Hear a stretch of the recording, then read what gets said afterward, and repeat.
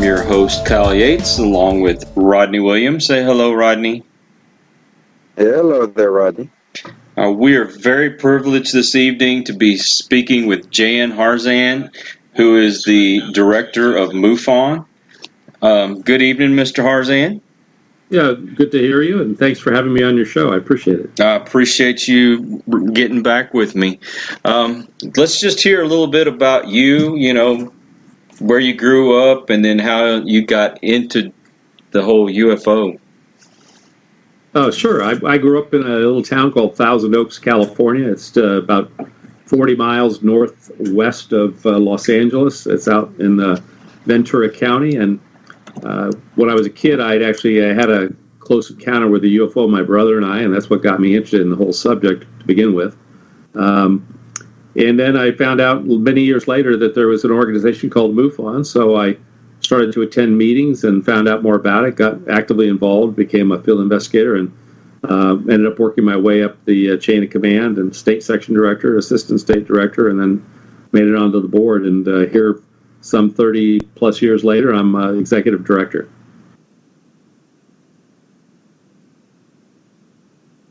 Oh, absolutely. Yeah, I was about 10. I was exactly 10 years old at the time. What had happened was my brother and I were reading the newspapers back in the day. This is back in the early 60s. And back in then, when you had a sighting of a UFO, they didn't call them that. They called them flying saucers back then. They would put it on the front page of the newspaper. So as young kids, we would often pick up the newspaper and there'd be a picture of a flying saucer or a UFO, big story on it. My dad got two different men's magazines back in the day, True and Argosy. And I remember there was an article, I believe it was in the Argosy, on Major Kehoe from Nightcap. And I was impressed as a little kid because this guy was here a major in the Marine Corps. He's retired, and he was telling the world that these craft were from outer space and they were not from here. At a time when you turn on the TV, if they had one of these shows, there was always a debunker on saying that, oh no, this is just a mirage, just an illusion, just a hallucination, nothing real here going on. So my brother and I started talking about it. We decided these craft must be using some kind of electromagnetic propulsion. I don't know how we would know that as kids, but we did. We were playing around with electricity and different things. So we decided we'd build one of these craft, and we designed a 30-foot craft with 3 pulsed electromagnetic engines in it. And we were planning to put this thing together in our backyard. Then one day, my mother took us to the store with her Thrifty Drug. I don't know if you recall those. I think they've gone out of business now. But and while we were waiting for her to do shopping, we went to the magazine rack and we were looking. In the lower right-hand corner, tucked way back in the corner, was a little magazine called Flying Saucer Review. It was from the UK, and it was a half-size magazine. So we bought a copy for $1 and took it home. And as we're reading it together, there was a page said that these flying saucers are seen around military installations, nuclear power plants, and places where anti-gravity research is being done. So we looked at each other and we said, well, we're doing anti-gravity research. Maybe we want to come here. Literally within a month, this craft shows up in our backyard. My brother comes into my room about 6:25, 6:30 in the morning, gets me out of bed, tells me there's something going on in the backyard. So we went out in the backyard to check it out. And lo and behold, we didn't see anything back. We looked down the house and to where his window was, where he said there was some activity. Didn't see anything. Turned around to go back in the house, and there, literally 30 feet from us, hovering 10 feet off the ground, is a landing craft with landing gear on it, frozen in the sky, making a humming noise like a transformer on a telephone pole late at night. So we were just stunned. We were standing here staring at this craft that shouldn't be there. And that's when I knew for sure that these things were real, because I'm staring at one of them. I could go on if you want me to continue. Basically, the thoughts that went through my head were, number one, oh my gosh, these things are real. I'm staring at a craft that shouldn't be there. Number two, I thought, wow, this thing looks like it's man-made. Now, why did I think that? The craft was like a brick if you blew it up to 8 to 10 feet long by 4 feet wide by 3 feet tall, and perfectly smooth the edges, and then put 4 landing gear on it. Between the landing gear on each side, there were crossbars with a bolt where the scissoring function would be, and it was that bolt that made me think it was man-made, because it just seemed out of place to have a bolt. Everything else was perfectly seamless on the craft, but this bolt. But then I stared at it a little bit longer, and I thought, well, that's strange. There's not a seam or a rivet in this entire craft. It was perfectly seamless, although it's metallic. But there were no windows, no doors, no nothing. I mean, it was almost like blown glass. And I don't think we had the ability to bend metal back in those days without putting rivets or some kind of a seam in it. So, I basically, after sitting there for about 2 minutes, I said to my brother, I'm going to go get a camera. I ran into the house. We'd end up locking ourselves out. And so I pounded on the door. Eventually, my older brother opened the door. Now, he'd been asleep when we went out there, but he was awake now. And I ran in, got a camera, ran back out, and my brother is standing on our swing set in the backyard looking out to the west, and the craft's gone. And so I said, what happened? And he said, well, it was just frozen in the sky for a minute, and then it slowly started to drift to the west and then shot out of sight, just poof, gone. So that was our case. Now, he was 9, I was 10. We looked at each other like, who are you going to tell this to? Because no one's going to believe us. We're just little kids, right? So we actually kept it to ourselves. But the interesting thing is, on Monday morning when I went back to school, I told my best friend Tom about the case. We were out on the playground. I was 5th grade at the time. And I go through this whole elaborate story, probably a lot more detail than I just did now. And he's listening to me, he's staring at me. So I paused to let him say something. And you know what he said? He said, do you want to go play baseball? And I'm thinking to myself, did you just hear what I told you that happened in my backyard this week? I mean, it just went right over his head. So at that moment, I knew this isn't something you could tell people, because if it's not in their worldview, that just doesn't exist. So I pretty much kept my mouth shut about it for 20 years. And then what happened was I was a branch manager for IBM, and I was a very young one. I was in early 30s, and I was running a $150 million business with 150 employees. And so I had a business coach, and as I was working with this business coach, one day he said to me, if you had all the money in the world, Jan, what would you be doing? And I paused and I said, well, I think I'd probably be doing UFO research. He said, really? Why is that? And I explained the whole story I just told you.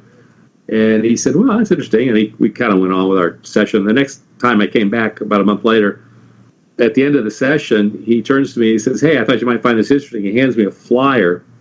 And the flyer was for the UFO Expo West at the LAX Hyatt, Los Angeles Airport Hyatt. And so I asked my wife, is it okay if I go to... I had no idea people went to UFO conferences. It was like beyond my thought process.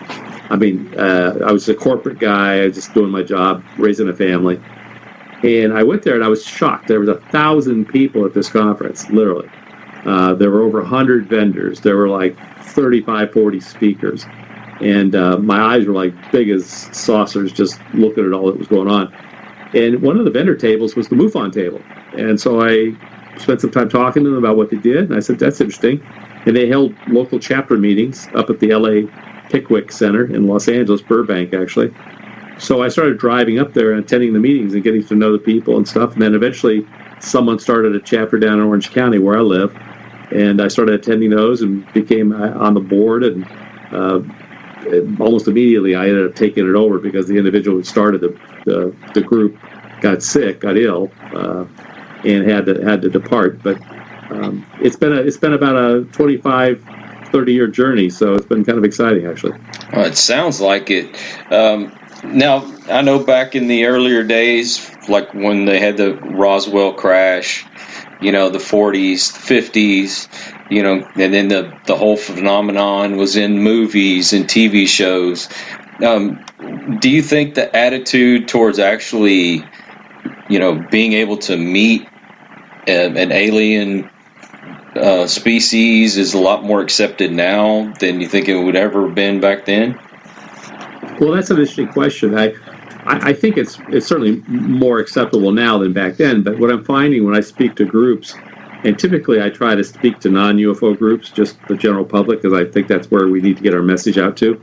I mean, it's great to go to UFO conferences and talk to all the folks who, like ourselves, are excited about this whole subject, but that's not really going to move the needle forward.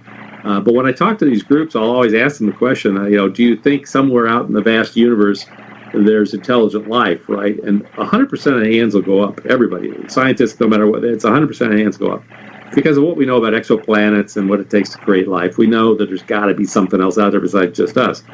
But when I ask the next question, which is, how many of you think sometime in the distant past and or currently, this intelligent life may have visited Earth? I use words may have visited Earth. Only half the hands go up. So that says there's still half of the people out there who don't believe alien life has ever visited this planet, which I find fascinating with all the evidence that's out there. We're on the 13th or 14th season of Ancient Aliens and all the stuff that's uncovered. We've got just tons of cases that we've provided to the TV and movie industry about our case file, out of our 100,000 case files. So it's just unfathomable to me. But I had a chance to hear Michio Kaku speak a week ago or 2 weeks ago in Barcelona, Spain. He was at a conference where I was a speaker called the Third World UFO Congress, and he says, as a scientist, we're looking for, they're looking for that hard evidence. They want to see the physical, craft. They want to touch the alien. They want to, do this stuff, and it's a challenge to do that. Understanding that, and even taking Michio Kaku's own work, hyperspace, he talks about there being 3 levels of civilizations: Type 1, Type 2, and Type 3. Well, we don't even make it to Type 1. Type 1 is when you enter the interstellar stage. We're a Type 0 civilization, which means you're between the caveman stage and interstellar travel. And what stops most civilizations from getting to the next level is they end up destroying themselves. I mean, nuclear weaponry, whatever, the whole planet gets blown up, right? And we're still at that stage, and a very tricky stage, because I think it's not impossible that we couldn't have a nuclear exchange of some size on this planet, but I know there's a lot of people working against that. So if you're a Type 3 civilization, that would be someone who could literally create their own universes and create their own reality, if you will. So if you're dealing with a Type 3 civilization and you're a Type 0 civilization, how do you collect data on a Type 3 civilization? I think it's very difficult to do that. But that would be my own observation. I mean, I realize all the scientists want something they can touch, see, and feel, a piece of the craft, this, that, and the other. But I don't think it's as easy as it looks. Plus, we seem to have a little covert operation going on where anytime anything that is tangible is found, it immediately gets confiscated or taken away or disappears. So between the and the other thing, we find a lot of these covert operations are destroying the data. Why, I don't know, but for whatever reason, if they have the data, whether it's pictures, videos, whatever, it's being destroyed. I've seen a number of instances where that's happened. So it's unfortunate. I do think we're at a tipping point, and with the announcements back in December 16th of 2017 in the New York Times, and some of the revelations that have come out since then by Lou Elizondo and the folks who were part of the P.I.T.T program, I think we're at a point where the genie's out of the bottle, and we're gonna start seeing a lot more information flow down. It might not be as fast as we want to see it, but it's certainly going to continue to flow, and I think that's a positive thing. I know everybody else can't see it, but I'm trying to get my George Tsoukalos hair going here. There you go. I know Rodney's got family out there in Roswell. Rodney, you wanna jump in on this? Yeah, actually, there was a couple of things when you were talking, when you were describing the craft that you saw when you were a child.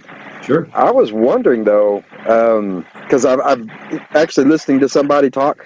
Because I mean, my uncle, of course, he never seen anything. He's only he's when he was still alive when I was younger. He took us out to the crash site.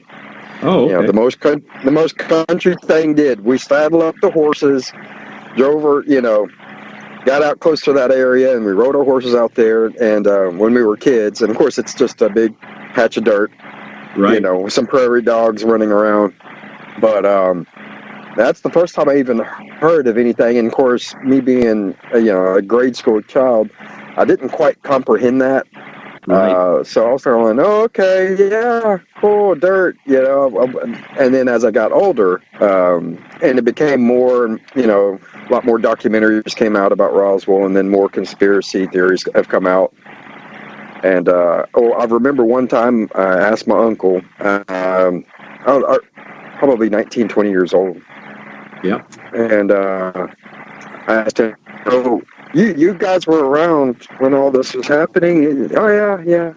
He goes, "What happened? I mean, what do you guys know about it? What do you think?" And my uncle only told me this, and he never did say anything. He just said, "Some of us, we don't really like to talk about that anymore." And he shut up about it, and I wasn't going to push him, of course.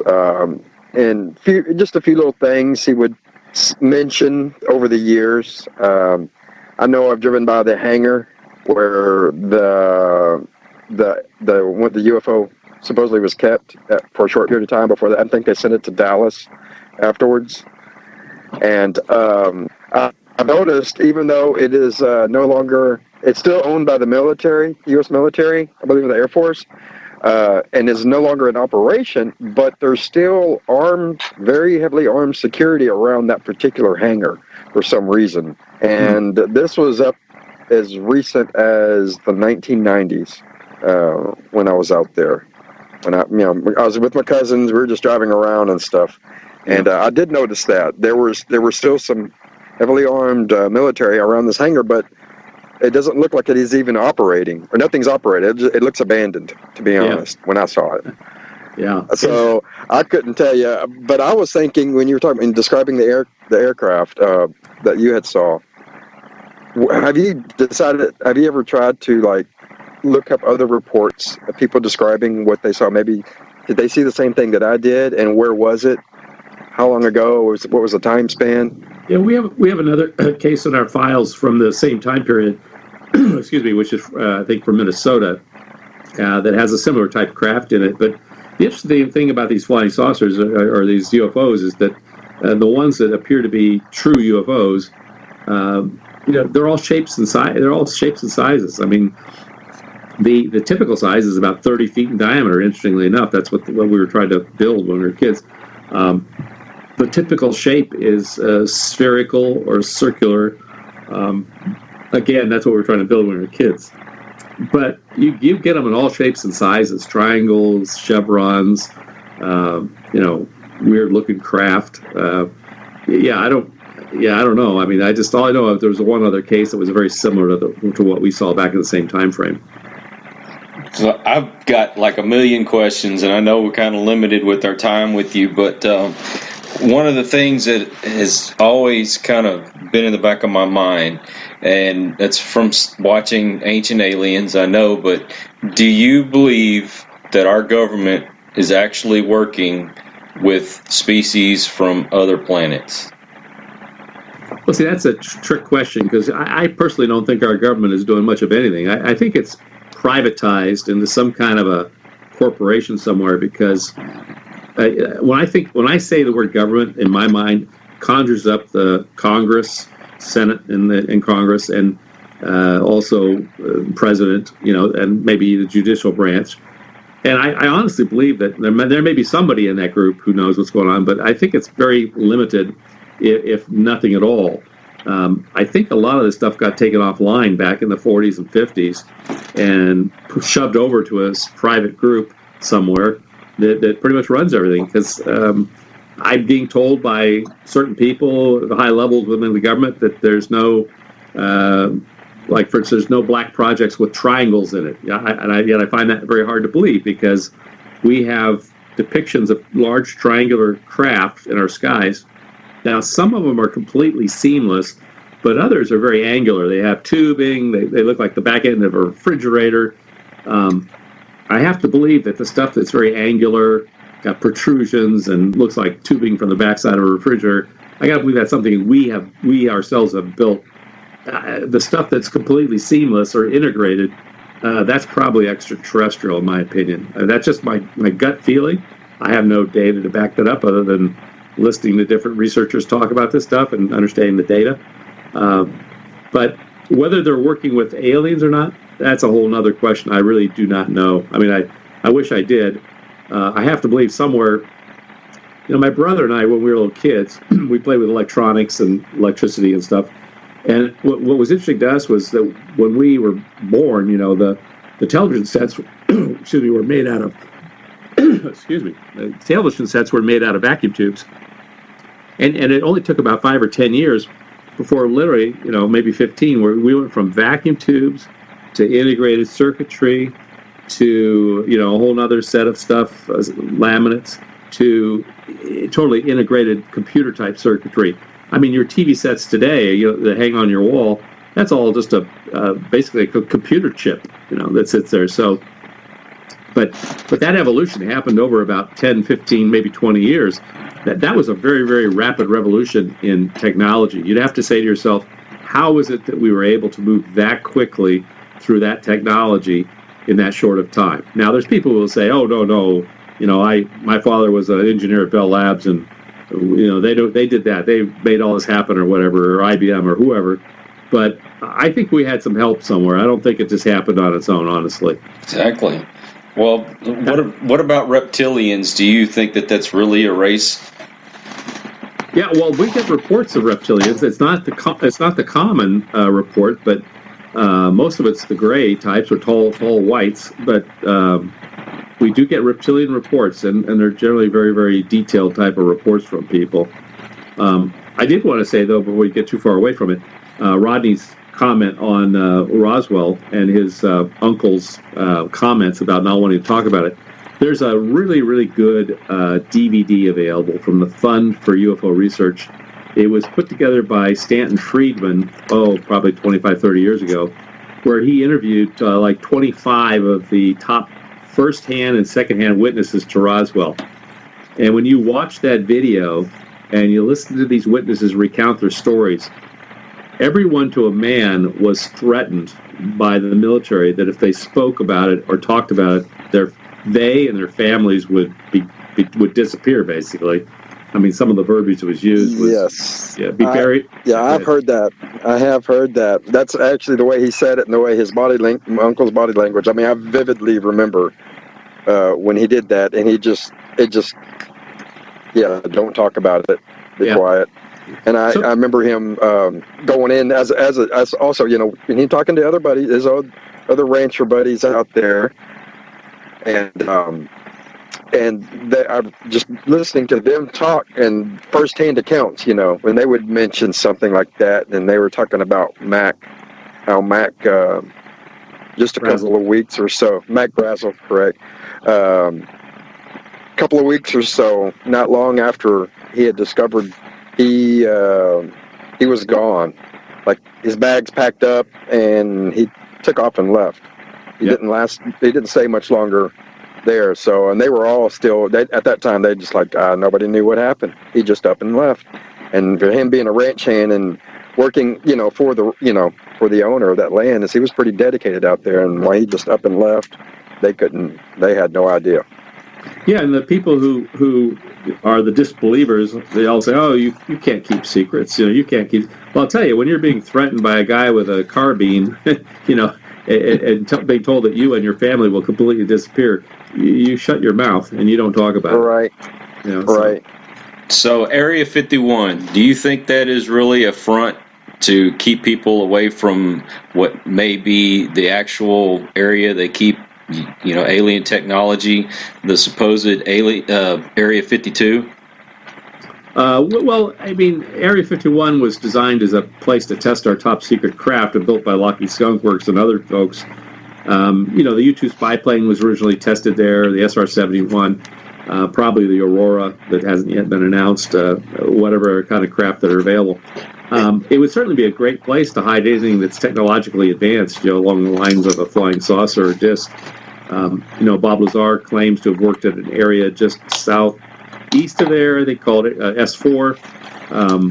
So when you have people telling you, oh, there's no aliens at Area 51, that may be true, but but maybe all the technology is kept in a different area like S4. So I just don't know. None of us will ever get in there unless we have a very, very deep clearance. I have spoken to people who have worked at Area 51, and at least in 2, maybe 3 cases, they've assured me they've never worked with an alien. That doesn't mean that they have a clearance to know that, or that they, it's all compartmentalized. So that's the other thing you find when you start working on these projects is they really take them apart to the point where you don't know more than just this little piece you're working on, and that's it. That's all you know. Well, I watched a episode of Ancient Aliens, and they believe there's an Area 52, and I tend to kind of lean towards that as well. I didn't know how you felt about it. Well, did they say where they thought it was? That I don't remember. I've got about 1 million of those shows in my head, though. So I don't know specifically about Area 52. I can Google it here and just take a quick gander. But I mean, there are other places where people, when Bob Lazar broke the story, and actually he was the one who announced that there was even an Area 51, because before that the government totally poo-pooed that there was anything going on. I mean, when you're standing on the road and you look out there, there's nothing to see. So, it'd be hard for you to even know there's a base out there because there's behind a mountain and all other range. So, but when he broke that story, there's many who believe that all the top secret stuff was moved someplace else, and maybe that's where the Area 52 story comes in. But the other areas that I've heard that could possibly be places where stuff is being done are in Australia, out in the outback, because it's very remote. But also in Utah, on Dugway Proving Grounds, I believe. So, those are other possibilities. These are very remote regions within our United States. It's kind of interesting if you look at a map of the United States from space at nighttime. You got the whole eastern seaboard. It's like one big lit up light bulb, and then you got a bunch of empty space in the middle, with maybe a little light here, a little light there, a little light there, and then you get the West Coast and you get all the lights again. So there's a lot of empty space in the United States where you could fly stuff around and no one's going to see it. Very true. Another thing I was curious about was, the theory that aliens actually created us. Now, what are your thoughts on that? Well, I'm a Christian, so I believe God created all of us. But I mean, let's just say, and it's not an impossibility that extraterrestrials could have created mankind. But somebody had to create them. I mean, there's got to be a beginning to the whole thing, right? Yeah. So how did it all come into being? And I think one of the things we're learning is that, and Einstein came up with this, was that our design of our universe appears to be more of a thought than an actual physical construct. And so there's a lot of study right now in the UFO field and outside of the UFO field around this thought of consciousness, and how does consciousness interact with matter? Thoughts with matter, and there appears to be a definite link between our thoughts and bringing things into actual being. And how does that all work? I mean, we're just starting to discover some of that now, and it should, in my opinion, create a very exciting future for us to, how we act as human beings and how we interact with our reality around us. And perhaps the reality is actually malleable. That's a very scary thought, right? Yeah. To be able to change your reality. Well, I read a book called The Secret. I don't know if you ever heard of it. Absolutely. And it says that when you speak positively, you have positive things in your life. You can manifest things in your life just by using your mind. So why wouldn't that be plausible that we are just a big thought? Yeah, well, exactly. I mean, so what we're finding and what's been announced so far about these craft, this Tic Tac that was on the front page of the New York Times and has been shown in a number of shows. If people aren't watching it, they really should watch this unidentified show that's being put on by Tom DeLonge and the guys at TTSA, because they're bringing out stuff with high-ranking Navy and government officials that I think is going a long way towards getting the general public on board with this whole subject. By the way, I just did a little Google here, and Area 52, or Utah 52, is in Utah, so they must be talking about the Dugway Proving Ground when they say Area 52. Yeah, that's what it is. So anyway, solve that puzzle. But what we're finding is that these craft, these beings, whoever these intelligences are, the way they're getting here from there is they're ripping small holes in space-time. So wrap your head around that. Our universe is made out of space, time, energy, and matter. That's STEM. Energy and matter, we learned back in the 30s and 40s how to manipulate that. We made atomic bombs out of it. Probably not the best use of that equation, but we did that. Now we're learning that space and time are also transmutable, and they can move between one or the other.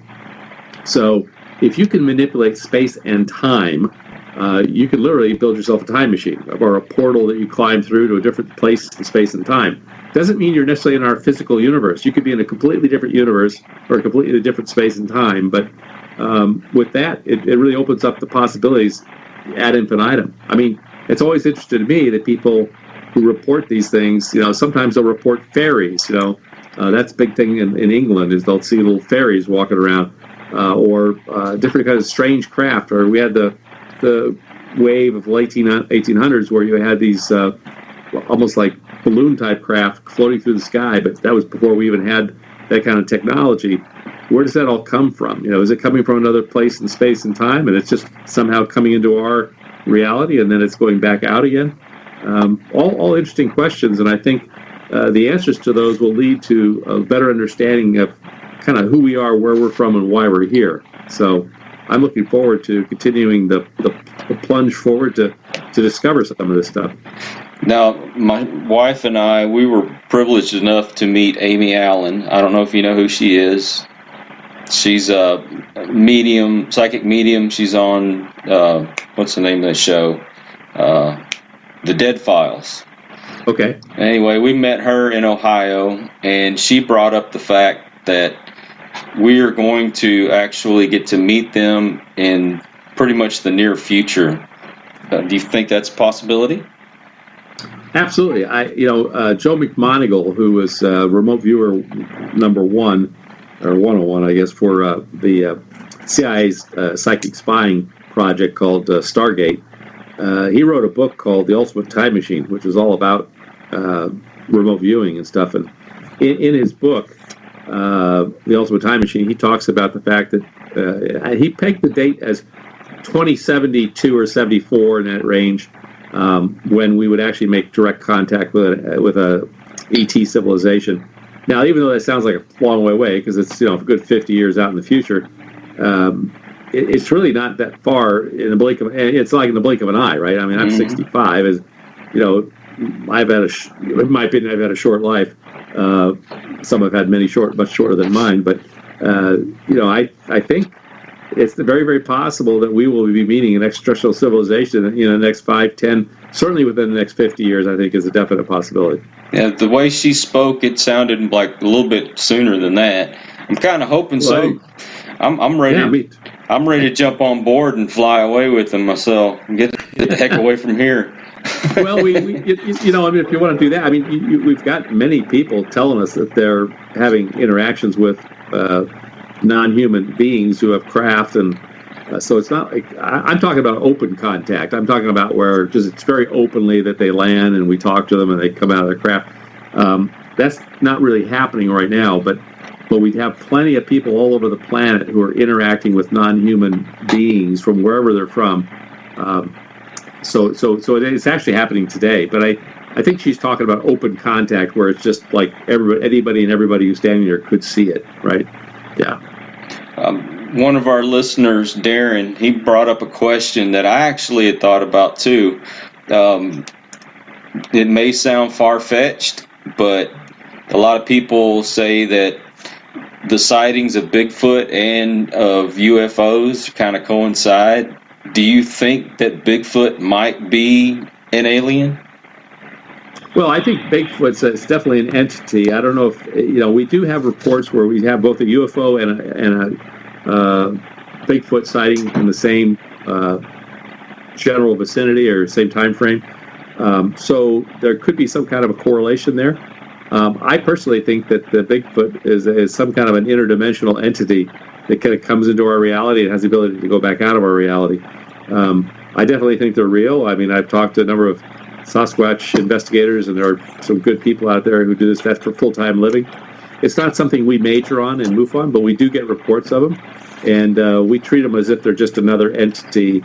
And by entity, we mean like a gray or a reptilian or a insectoid or whatever people are seeing these beings, and we categorize them and put them there. But they're all quote unquote entities, if you will. Now, also, do you think that maybe a lot of the visitations we're getting are maybe interdimensional instead of across the universe? Yeah, I definitely think that a lot of this is interdimensional, but I think what's probably more likely happening is you've got these very advanced civilizations, type 2, type 3 civilizations, visiting our reality, and they have the capability to be interdimensional, if you will. And so, yes, it's interdimensional for sure, but I think it's just something that we will eventually figure out how to do ourselves, and then we'll be able to mimic what they're doing. And that may be 100 years down the road. It might be 500 years down the road, but we're definitely going to get there. Now, Rodney and I are both ghost hunters. Okay. And sometimes I can't help but think that maybe what we're seeing is ghosts, or as ghosts, or not really ghosts, but maybe somebody from that dimension trying to communicate. What are you? I always think of ghosts. I mean, I don't know the answer to the question, but I always think of ghosts kind of as kind of dead energy. It's energy that's left over because of some event that happened that was maybe traumatic or very intense, and it just keeps replaying itself, almost like it's on a recorder, right? But I don't really know. I mean, you guys would know a lot better than I do because you chase ghosts. I don't. And it's your idea is a possibility as well. It's certainly something to be explored. Well, from my understanding of science, energy can only be transferred, not destroyed. So why wouldn't ghosts actually be the energy left over from a body? Oh yeah, absolutely. Yeah, no, I don't disagree with you. But I'm saying that I always think of ghosts kind of like it. The people I've talked to who see ghosts, it's generally the ghost moves through the room, just walks through it. It's like they're not aware of anything around them, just they're kind of moving through the room, which is interesting to me. Whereas most of these entities that get reported to us are engaging with the subject and the witness. They show up in the room at night, they appear, they're engaging dialogue with the people. It's fascinating to me the number of people are having these kinds of encounters and how little it gets reported. It's just shocking to me. I think a lot of people are still scared that other people are going to think they're just nutcases. Yeah, that or burn them at the stake. I mean, I'm sure that's what happened. That's probably what happened. 200 years ago was he got burned at the stake. For telling some of that. That's just like my conversation with my boyhood friend. About UFOs. It became apparent to me that you just can't talk to people about this subject.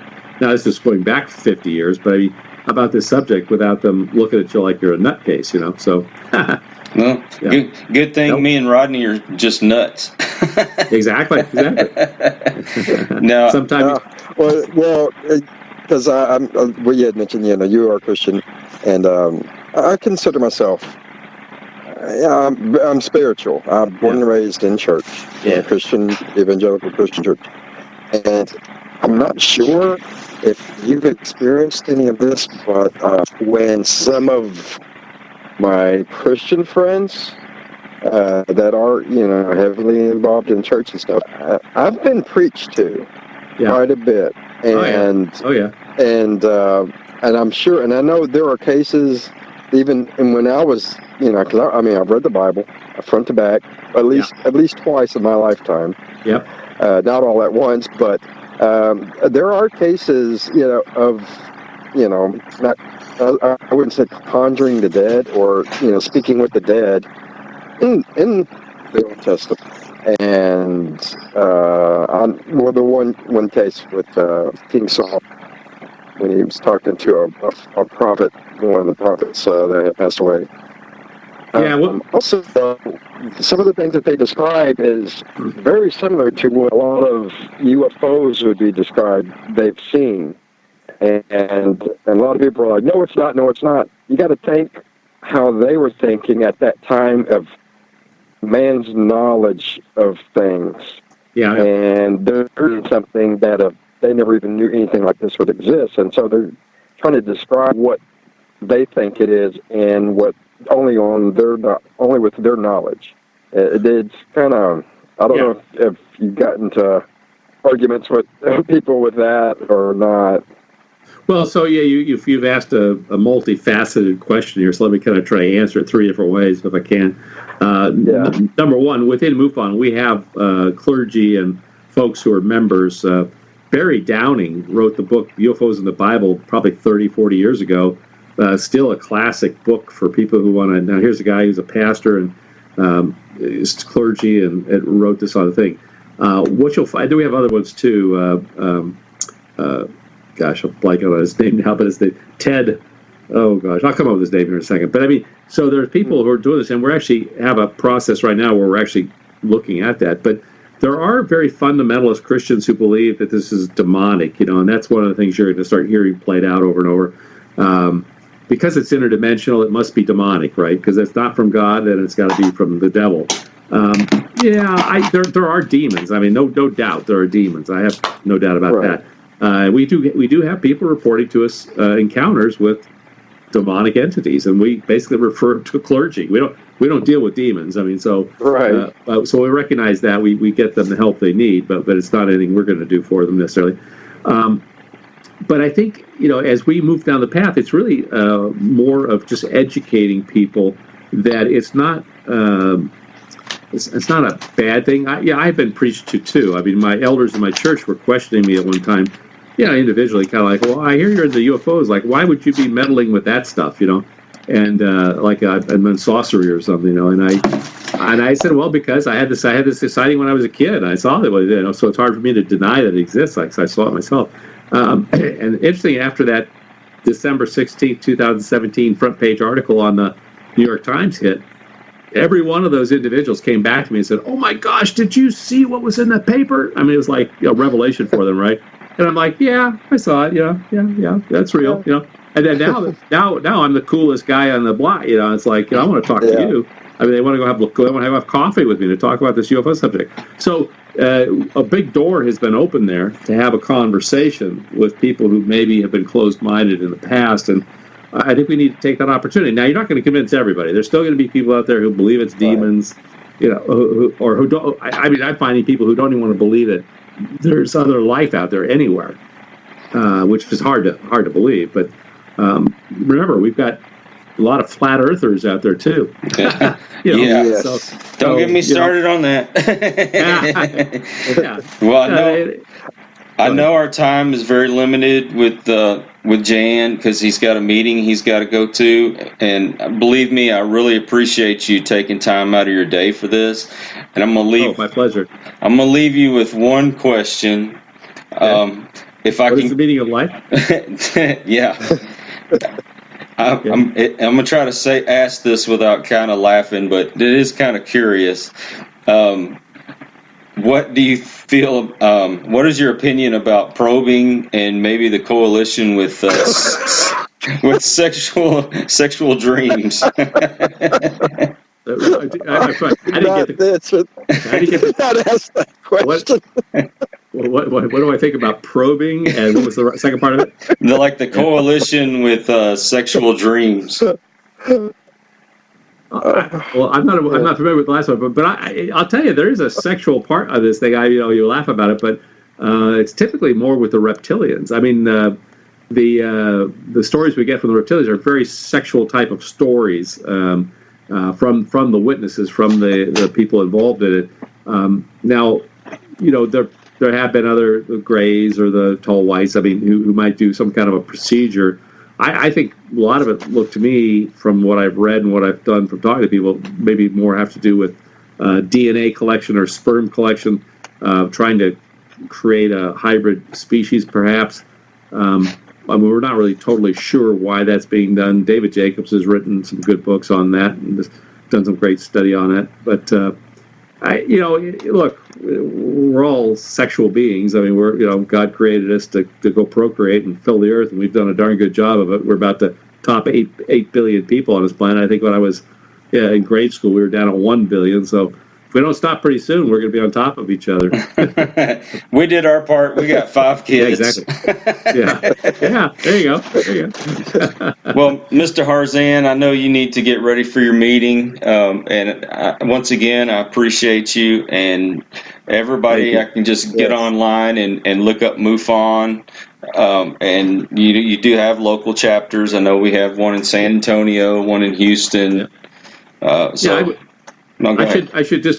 should close out by saying, we're a 501c3. We're completely funded by the public.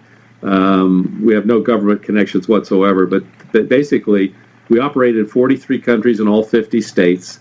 It's a volunteer organization, and people can get involved actively. If they'd like to become a member and get deeper into it, they can do that and help support the organization, because that's how we're supported, by memberships and donations. And I would just encourage people to get involved, one way or the other. It's an important subject, and we all need to work together to get the word out to the people who frankly, have no clue about this whole subject, and it's a brand new thing to them. So thank you for having me on your show. I appreciate it. Oh, we appreciate you. Thank you so much. And we would need to have you on the show again, because I'm telling you, we could probably made this a 4-hour interview. Be happy to come back. I'm getting lots of questions that I can't get to out of the chat room, and I'm sorry, everybody. I appreciate y'all chiming in. We're going to go ahead and let you go, and please keep in contact with us. I definitely will. Thanks so much. I appreciate it. All right. You have a good evening, sir. You too. Bye now. Bye. So, yeah, shout out to everybody, Darren and Kim, Shay. I think Jen was on. Everybody that's been listening, even if you didn't get in the chat room, we really appreciate your support. We tend to stick with the ghosts and things, because I know that's what everybody seems to be interested in. But, getting UFO information out there, I think, is very important. I'm a big believer that there are aliens. I'm still on. Well, go ahead, Rodney. No, I was going to say that a couple of things.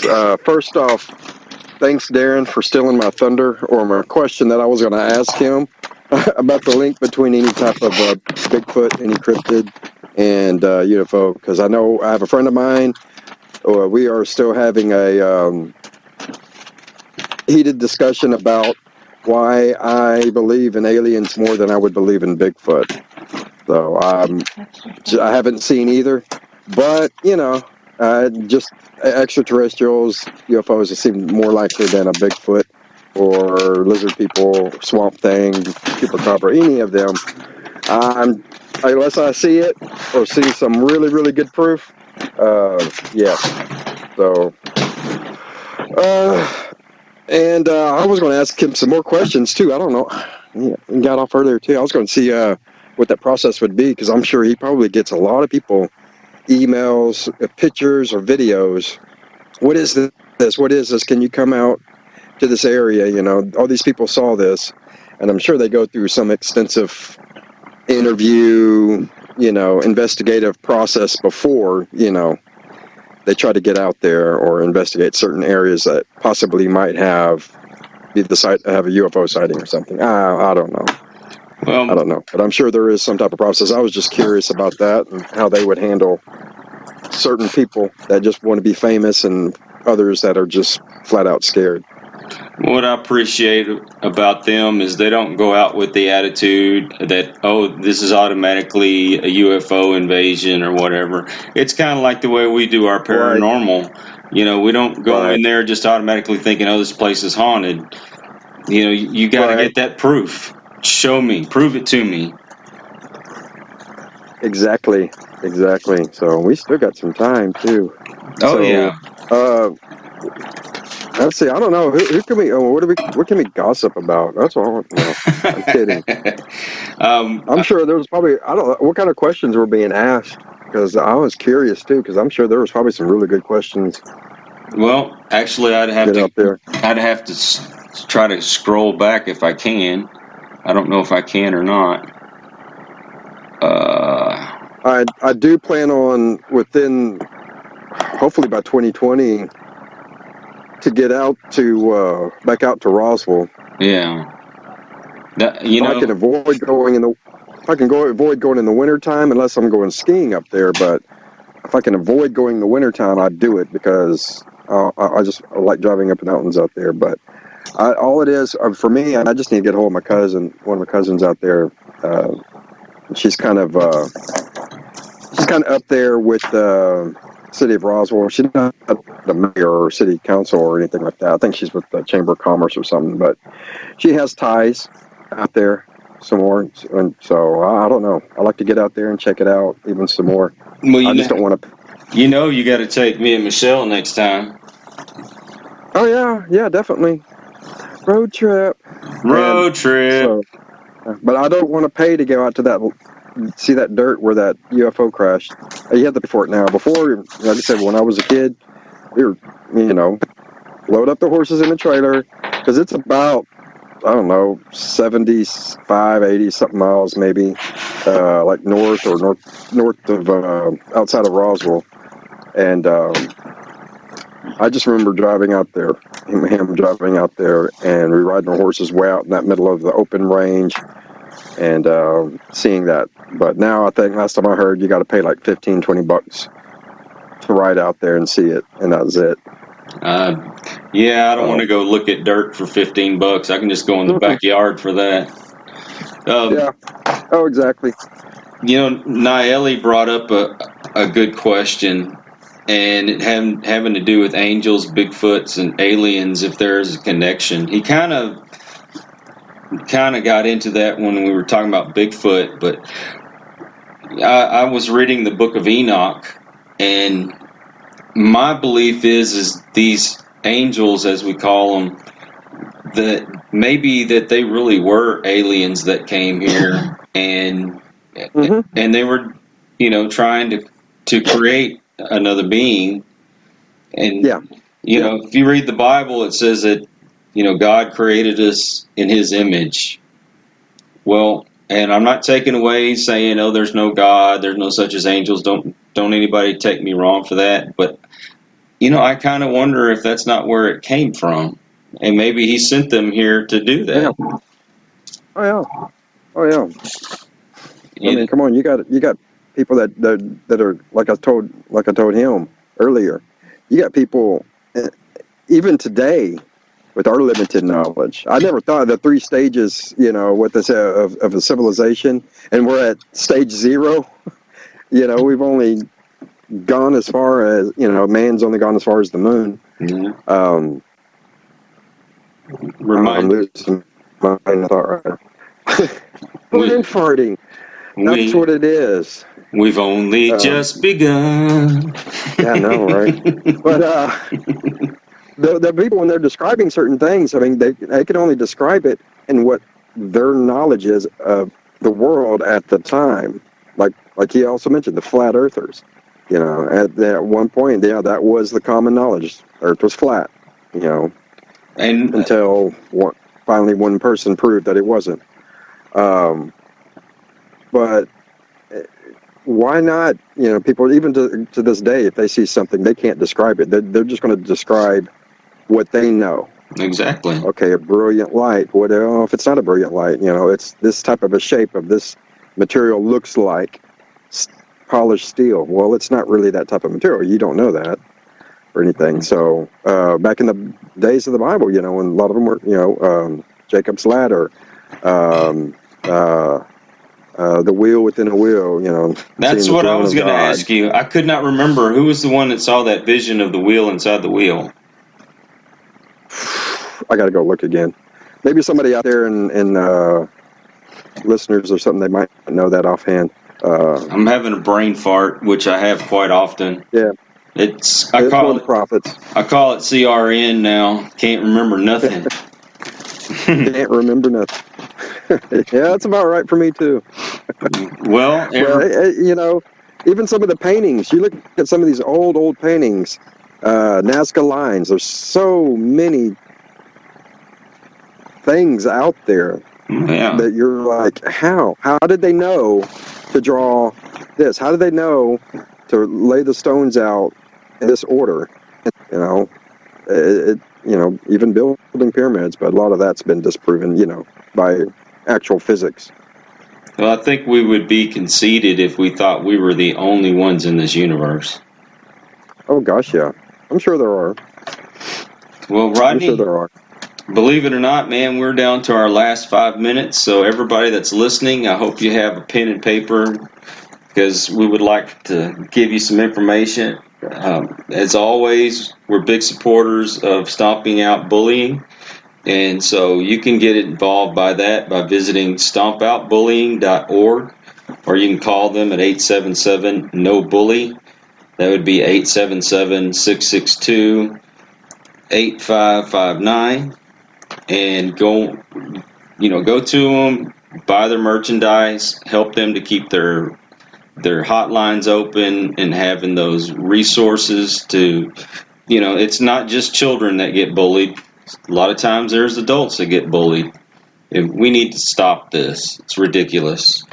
And also, if you could follow us on Instagram at into_the_P.I.T.T_, and you can do the same thing on Twitter. And our Facebook is P.I.T.T Paranormal Investigators. Go on there, like us, and follow us. Get all the information from our upcoming shows and other shows that are on Paranormal Buzz Radio. And of course, we've got to give a shout out to them because they've been so good to us. And there's some investigations that we have coming up. Now, we are in need of some other equipment. A lot of this stuff is coming out of our pockets, and we gladly do it. We're out here to help people. We don't charge them. But if you could help us out and go to teespring.com and /shop/P-I-T-T-stop plus, there's some really cool shirts and sweaters, socks, there's leggings, all these cool things. So we hope to be adding some more to it soon. And go on there, you'll have some great clothing. Kind of advertise us a little bit, I'm not going to lie. But the socks. No, the socks. Yes, the socks, the ever famous socks that everyone seems to love. Just all this money is going back into the group. It's not going into our bank account so we can go to Hawaii. It's going to the equipment and paying for us to drive to these locations. A lot of them are hours away, and there's food and lodging and all these things, and help us to help other people. Rodney, any last words? Yeah, hey guys, please feel free to message us, Instagram, Facebook. If you have video, if you have pictures, you're curious about something you may have taken yourself just out and about and you don't know, you're not sure, and you want to get an opinion that's non-judgmental, that's professional, don't talk to us. I'm kidding. Send it, send us a message, send us that picture, that video. Be more than happy to give you, our thoughts on it. And you're talking several years of experience between all of us, and it's not just Kyle and I, Michelle looking. We have other people with lots of years of experience. We have resources that we can, to help analyze the photographs or video or audio as well. So don't be afraid. Do that. And if you has any concern, trust me, all of our when we talk to clients, it's all in private. We don't ask what you're wearing or anything like that. Sometimes, especially you do that, Kyle. But all the time with me, and but no, like I said, it's all private. We don't post anything, unless we have your permission. We don't do anything with any type of negativity, like, oh my God, look at this person, look what they did, they thought this, ha ha ha. No, we do take it seriously at times, and there are times, yes, we do joke, but give it, send us anything you guys have, just like a lot of the things that we have on that we're posting, any videos or photos and stuff that we have posted and things. These are the ones that came directly from us after we talked it over, analyzed it, got everybody's thoughts on it, and then we did that. So you never know. We might find something. You might end up being that one lucky person that will get definitive proof on photo or audio or really video that would just like blow the paranormal community out of the water. So don't be afraid. Give us a shout.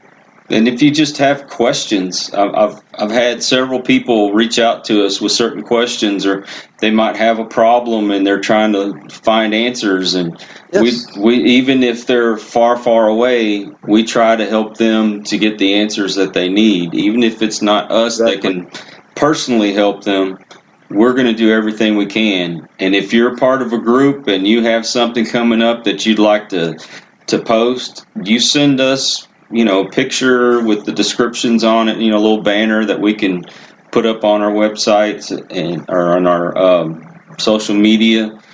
We're not here for just ourselves. We're here to help the whole paranormal community. We're here to help, just that person that's curious. Any way that we can. That's just the way we are. Thank you for joining us on Into the Pit. Please follow us on Facebook at the Vibes Broadcast Network and Instagram at the Vibes Broadcast.